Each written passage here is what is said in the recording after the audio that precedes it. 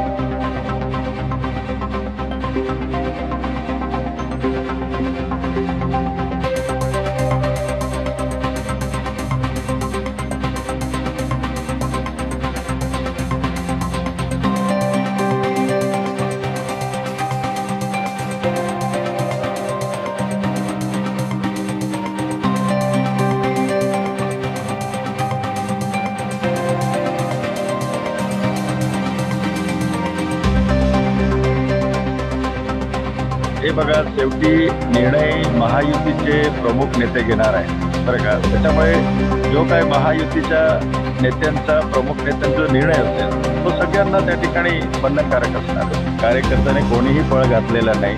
त्या ठिकाणी लघवी म्हणा किंवा अन्य कारणासाठी त्या ठिकाणी ते रस्त्याच्या पलीकडे थांबले जरूर होते, परंतु या ठिकाणी सुरुवातीची जी म्हणजे आपले कार्यकर्ते या ठिकाणी सगळ्या पक्षाचे या ठिकाणी मोठ्या प्रमाणात आलेले होते आणि कार्यकर्ते कोणीही पळून गेलेले नाही, शेवटपर्यंत या ठिकाणी थांबले।